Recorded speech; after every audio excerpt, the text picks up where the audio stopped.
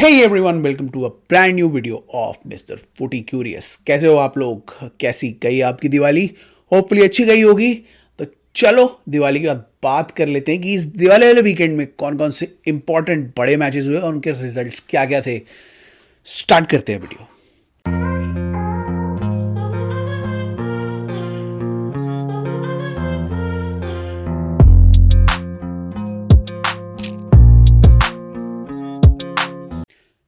Guys welcome back to the video. तो दिवाली ख़त्म हो गई, इस वीकेंड पे भी मैच हुए थे, लोगों ने वो भी देखे और बहुत इंटरेस्टिंग मैच हुए थे। स्पेशली एक मैच तो बहुत ही इंटरेस्टिंग हुआ था प्रीमियर लीग में, जिसकी बात सब कर रहे हैं, उसके बाद हम भी करेंगे। और अब हम जा रहे हैं इंटरनेशनल ब्रेक में, तो अभी बीच में तो न्यूज़ वाले ही कुछ वीडियो आएंगे, मैचेस के तो आएंगे नहीं। तो चलो ये वीडियो में हम बात करते हैं उन मैचेस की जो अच्छे मैच, इंपॉर्टेंट मैच इस दिवाली वाले वीकेंड में हुए थे। सबसे पहले बात करते हैं सबसे बड़े मैच से, उसी से शुरुआत करते हैं। आज सबसे बड़ा मैच हुआ था Chelsea versus Manchester city. Chelsea ने लास्ट वीक ही एक बहुत ही ब्लॉकबस्टर मैच खेला था, जो बहुत बढ़िया मैच माना जा रहा था, चेल्सी वर्सेस टॉटनम। उसके बाद सेकंड मैच में भी वो बहुत ही बड़ा और ब्लॉकबस्टर मैच हुआ है। बहुत सारे लोग one of the best matches बोल रहे हैं इसको अभी तक जो हुए हैं। 4-4 से मैच ड्रॉ रहा, लेकिन बहुत ही एक्साइटिंग मैच था, जहां पे चेल्सी ऐसी यंग टीम ने मैनचेस्टर सिटी जैसी टीम को कांटे की टक्कर दी, बिल्कुल एंड टू एंड गेम को खींचा। जैसे ही मैनचेस्टर सिटी लीड ले रही थी, वैसे ही चेल्सी अटैक कर रही थी और चेल्सी लीड को वापस ड्रॉ कर दे रही थी। और एक टाइम पे तो ऐसा लग रहा था कि चेल्सी भी जीत सकती है। तो बहुत ही बढ़िया मैच रहा था चेल्सी के गेम प्ले के पॉइंट ऑफ व्यू से। और जैसी टक्कर उन्होंने मैनचेस्टर सिटी को दी, ऐसी टक्कर रीसेंट में मैं इस मैनचेस्टर सिटी टीम को किसी भी टीम ने नहीं दी। बहुत ही exciting end to end game था। स्टर्लिंग सिटी की तरफ से, ओ मैनचेस्टर चेल्सी की तरफ से स्टर्लिंग बहुत अच्छा खेले, कोल पामर बहुत अच्छा खेले, जो सिटी प्लेयर थे पहले। दोनों ये अब चेल्सी में हैं और दोनों ने अपनी फॉर्मर टीम के अगेंस्ट बहुत ही अच्छा खेला। स्टर्लिंग ने गोल भी किया, बहुत अच्छी ड्रिबलिंग भी की कई टाइम पे, और जितने भी उनके डिफेंडर्स थे, स्पेशली आपके काइल वॉकर, उनको बहुत ज़्यादा परेशानी में डाला पूरे मैच में। और उसके अलावा कोल पामो भी हमेशा अटैकिंग पोजीशन पे लगे, उन्होंने भी बहुत अच्छा करा। निकोलस जैक्सन को भी एक गोल मिला चेल्सी की तरफ से। और चेल्सी ने जैसे अटैक किया और मैन सिटी की रिदम को डिस्टर्ब किया, पेप ग्वार्डियोला इस मैच में अपना जो होल्ड है वो कभी भी नहीं बना पाए। और ये पहला मैच देखने को मिला बहुत टाइम बाद, जहां पे किसी टीम ने मैनचेस्टर सिटी जैसी टीम को एक कांटे की टक्कर दी है। ऐसी कांटे की टक्कर मैन सिटी को बहुत कम टीम्स ने दी है, या दी ही नहीं है अभी रिसेंट में। और सिटी को टो टू टो रखने वाली चेल्सी पहली टीम बनी है। तो बहुत ही एक्साइटिंग गेम था ये। मैन सिटी ने बहुत ज़्यादा कोशिश करी डोमिनेट करने की, कुछ स्पेल्स में पोजीशन भी लिया, उन्होंने भी गोल्स करे, लेकिन दो तीन गोल्स उनके ड्यूबियस तरीके से हुए। बहुत सारे लोग जो न्यूट्रल्स थे वो भी बहुत तारीफ कर रहे हैं चेल्सी की, बल्कि वो तो ये कह रहे हैं कि चेल्सी को दो गंदे डिसीजन मिले, वरना चेल्सी ये मैच जीत भी जाती। आप जानते ही हो कौन था इस मैच में referee? Anthony Taylor. Anthony Taylor हमेशा गलत डिसीजन लेते हैं, स्पेशली चेल्सी के अगेंस्ट। और पहला डिसीजन भी था जिसमें कुकुरेला का जो गोल, कुकुरेला को जो पेनल्टी दी थी, अर्लिंग हालैंड को जो पेनल्टी मिली, वो भी ड्यूबियस लग रही थी। उसके बाद कुछ ऐसे डिसीजंस गए जो बीच में ड्यूबियस लग रहे थे, जिसकी वजह से चेल्सी को भुगतना पड़ा। बट चेल्सी ने जैसे ऐसे अपनी लीड खोई, वैसे वैसे वो वापस भी आए, जो कि मानना पड़ेगा। लास्ट में overall Chelsea were the better team, they were playing very good football, और मैन सिटी को बहुत प्रॉब्लम्स हो रही थी। फिर भी लास्ट में रॉड्री ने गोल करके मैन सिटी को लीड दिला दी थी, और ऐसा लग रहा था कि मैन सिटी जीत जाएगी। लेकिन हुआ क्या, लास्ट में ब्रोआ आए। ब्रोआ ने पूरी कोशिश की अंदर घुस के गोल करने की, और उन्हें पेनल्टी भी मिल गई, पेनल्टी जीत ली उन्होंने, और लास्ट में कोल पामा ने गोल करके 4-4 कर दिया। और बहुत ही इंटरेस्टिंग और एक्साइटिंग मैच रहा है, ये सब ने तारीफ करी है इसकी। चेल्सी के फैंस ने बहुत तारीफ करी है, मैन सिटी के फैंस तक ने तारीफ करी है, न्यूट्रल फैंस ने भी बहुत तारीफ करी है कि ऐसे खेलते हैं मैन सिटी के अगेंस्ट। अगर बेस्ट टीम को डोमिनेट करना है, बेस्ट टीम के साथ टो टू टो खेलना है, तो इस तरीके से खेला जाता है। चेल्सी ने दिखा दिया कि अगर आप ढंग से खेलोगे, अग्रेशन के साथ खेलोगे, तो बहुत बढ़िया प्रदर्शन कर सकते हो आप एक बहुत ही सुलझी हुई, मजी हुई टीम के साथ, जो मैनचेस्टर सिटी है। और बहुत ही एक्साइटिंग मैच था और मज़ा आ गया। इससे चेल्सी को काफ़ी कॉन्फिडेंस मिलेगा। अब दो रिजल्ट्स उनके बहुत बड़े गए हैं जहाँ पे उन्होंने अच्छा खेला, बड़ी टीम्स के साथ उन्होंने अच्छा खेला है। इससे उन्हें बहुत कॉन्फिडेंस आएगा आगे के मैचेस में। अभी भी उनके 3 बड़े मैच बाकी हैं जो इंटरनेशनल ब्रेक के बाद होंगे। न्यू कासल है और ब्राइटन है और उसके बाद मैनचेस्टर यूनाइटेड के साथ हैं। तो लगातार ये जो मैचेस रहे हैं इनसे उनको जो कॉन्फिडेंस आएगा अब वो आगे दिखेगा अगले मैचेस में। बहुत सारे प्लेयर्स भी चेल्सी के वापस आ रहे हैं तो उनका भी बूस्ट मिलेगा चेल्सी को आफ्टर द इंटरनेशनल ब्रेक। और देखते हैं अब इस मोमेंटम का चेल्सी कैसे फायदा उठाती है। It was a very good match for Chelsea. On the opposite side Manchester city के लिए ये मैच इतना अच्छा नहीं रहा। उनके प्लेयर्स ने भी एडमिट किया, पेप ग्वार्डियोला ने भी एडमिट किया कि चेल्सी ने उनको अपने प्लान से खेलने ही नहीं दिया, उनको कंट्रोल ही नहीं दिया मैच का। और ऑल दो मैनचेस्टर सिटी ने भी 4 गोल किए जिसमें से 2 ड्यूबियस कॉल्स थे। ओवरऑल सब जानते हैं, सबको पता लग गया था मैच देख के कि Chelsea were the better team, man city were not the better team. और ये मैच अगर गलत डिसीजन नहीं होते तो चेल्सी ये मैच जीत सकती थी क्लियर कट। तो it was very good match for Chelsea and very poor match for, very poor तो नहीं बोलूंगा, poor match for man city.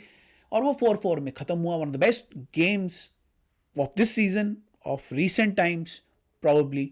और मज़ा आया मैच को पूरा देखने में, इंजॉय करने में। और दिवाली के दिन भी लोगों ने ये मैच देख के खूब इंजॉय किया। So this was the highlight match of the week. उसके बाद कुछ मैच हुए थे, कुछ इंटरेस्टिंग रिजल्ट्स आए जिनके बारे में मैं बात कर लेता हूँ। ज़्यादा बात नहीं करूँगा क्योंकि कुछ टीम ने तो अपना नॉर्मल किया और जीत गए। आर्सेनल जीत गई, लिवरपूल जीत गई, तो मैं उनकी बात नहीं करूँगा। हाँ, लेकिन स्पर्स को एक शॉक डिफीट मिल गई लास्ट 93rd मिनट में और 97th मिनट में उन्होंने गोल खा दिए और वुल्व्स ने स्पर्स को हरा दिया। और ये स्पर्स के लिए बहुत ही शॉकिंग रिजल्ट था क्योंकि लास्ट वीक भी वो हारे थे इसी तरीके से, उनके साथ 2 रेड कार्ड हो गए थे। और इस बार भी जहाँ पे एक्सपेक्टेड था कि स्पर्स जीतेगी वहाँ पे भी वो हार गए। तो 2 बैक टू बैक डिफीट हो गई हैं उस स्पर्स के साथ। और जो स्पर्स हारी नहीं थी इससे पहले, अब उनके लिए बैक टू बैक डिफीट हो गई है। और एंजी पोस्टेकोग्लू के लिए इंजरी के भी इश्यूज हो गए हैं। तो देखते हैं इंटरनेशनल ब्रेक के बाद स्पर्स कैसे बाउंस बैक करेगी। मैं ये नहीं कहता बिल्कुल ही खराब होगी स्पर्स, स्पर्स अभी भी अच्छा खेलेगी और बैक टू बैक, मतलब अभी भी स्पर्स टाइटल रेस में है और रहेगी। बट ये जो 2 डिफीट्स हैं ये उनके लिए 2 प्रॉब्लम हो गई बिफोर द इंटरनेशनल ब्रेक। थोड़ा सा जो मोमेंटम था उनका वो टूट गया इनसे और इंजरीज से। तो it was a poor weekend for Spurs and Spurs fans और दे वर वेरी डिसअपॉइंटेड कि 2 गोल दे दिए लास्ट में और सारे पॉइंट्स गंवा दिए। तो देखते हैं अब इंटरनेशनल ब्रेक के बाद स्पर्स कैसे वापस आएगी। ओवरऑल वैसे वुल्व्स ने भी बुरा नहीं खेला इस गेम में।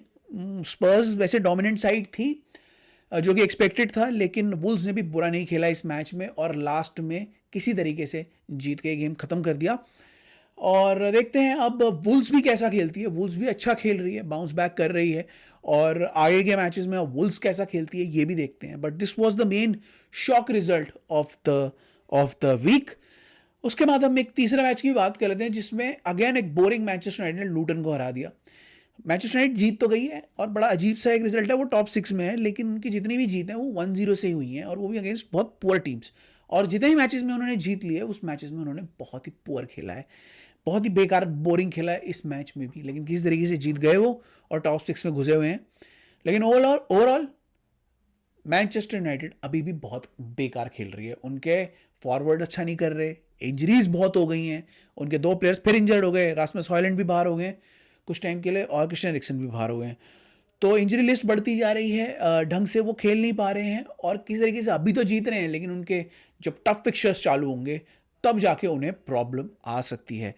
तो it was a very weird match for Manchester United. Manchester United बहुत ही गंदा डिसजॉइंटेड खेली अगेंस्ट लूटन और लेकिन फिर भी 1 गोल से जीत गई। और अभी भी मैनचेस्टर यूनाइटेड के प्रॉब्लम्स बने हुए हैं और इंजरीज से भी बहुत सफ़र करना पड़ रहा है मैनचेस्टर यूनाइटेड को।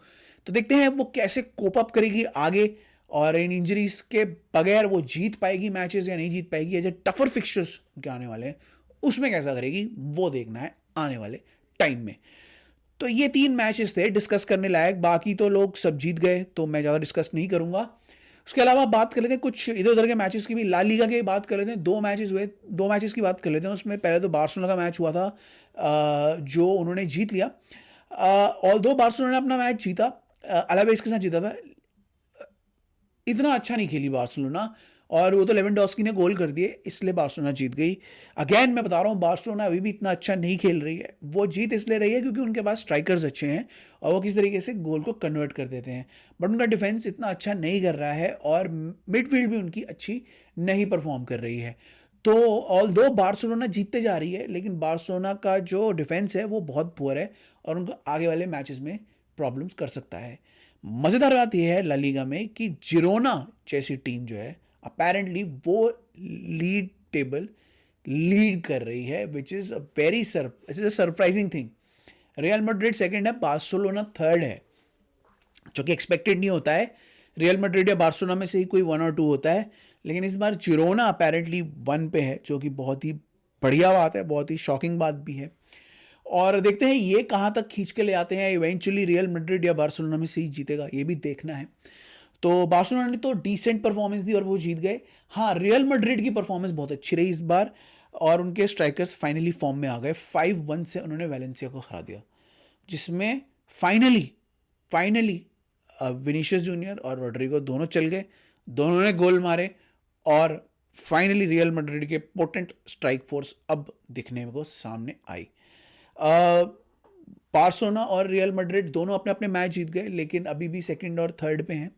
तो देखते हैं कौन आगे पलटता है इस मैच वीक में। ऑल दो रियल मैड्रिड ज़्यादा बेटर टीम लगी, ऑल दो जूड बेलिंगम शायद नहीं खेले, लेकिन रोड्रिगो ने और विनीशियस जूनियर ने अपना अपना काम कर दिया। और इस वीक जो स्ट्राइकर्स थे फाइनली रियल मैड्रिड के, उन्होंने उनको जीत दिला दी। So it was overall dominant display by Real Madrid. Overall वो अच्छा खेले और ये मैच जीत गए। अब देखते हैं आगे रियल मैड्रिड कैसे परफॉर्म करेगी, but overall Real Madrid look the better team this week.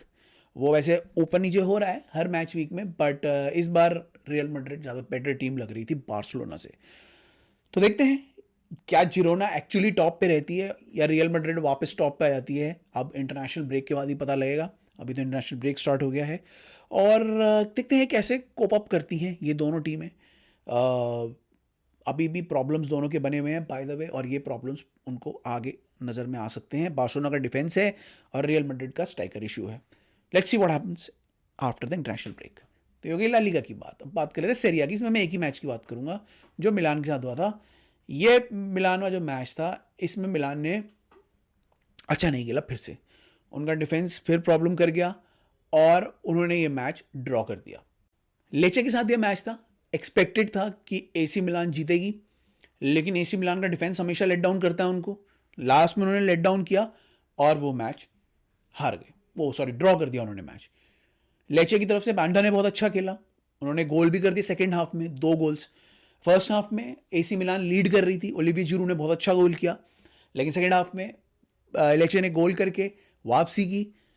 AC Milan जो थे वो थोड़ा सा जो सडनली जो गोल हुआ उससे थोड़ा सा घबरा गई, वॉबल सी करने लगी और इवेंचुअली जिरू को रेड कार्ड भी मिल गया, सेंड ऑफ भी हो गया उनका। लास्ट में उनके लिए अच्छा नहीं गया, लास्ट पीरियड जो था उसमें एसी मिलान बहुत वनरेबल लग रही थी, स्पेशली उनके जो डिफेंस के साथ। सेम इशू बार्सिलोना का जो है वो एसी मिलान का है। उसी चक्कर में एसी मिलान जैसी अच्छी टीम अब टाइटल चैलेंज में थोड़ी सी पीछे हो गई है। अभी इस समय सेरिया में जो अच्छी टीम्स हैं जो अच्छा खेल रही हैं, वो खेल रही है आपकी इंटर मिलान, इंटर और यूवे। यूवे आ गई है दोबारा से फॉर्म में।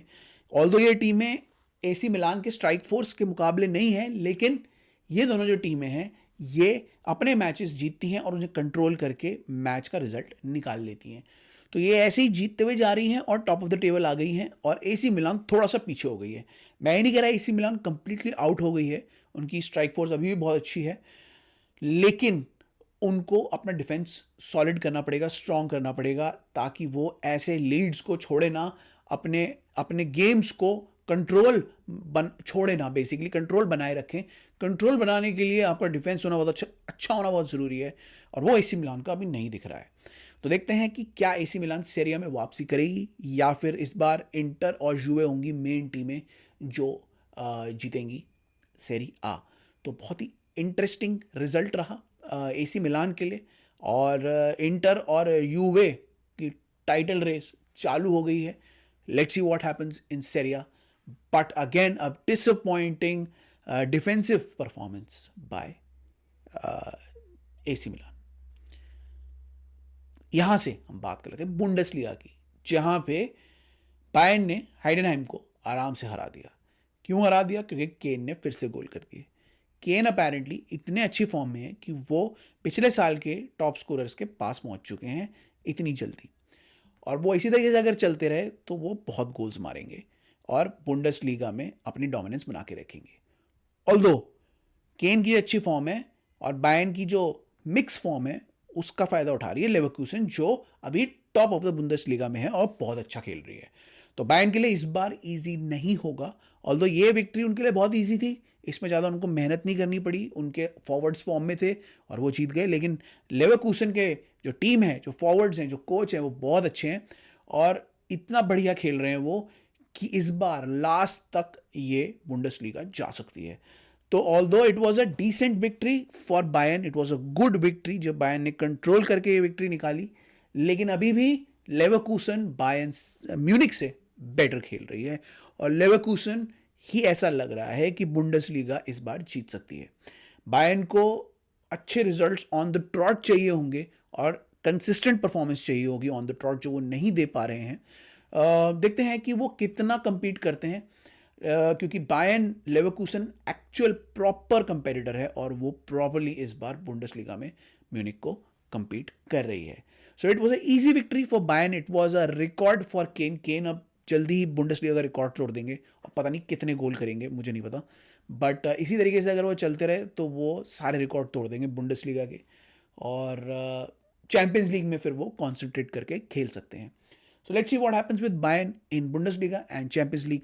But this was an easy victory for Bayern this week, although Leverkusen are topping the league. तो ये कुछ इंपॉर्टेंट मैचेस हुए थे। मेन मैच तो इसमें चेल्सी वर्सेस मैनचेस्टर सिटी ही था। न्यूज़ भी ज़्यादा कुछ आई नहीं थी, छोटी मोटी न्यूज़ आई थी।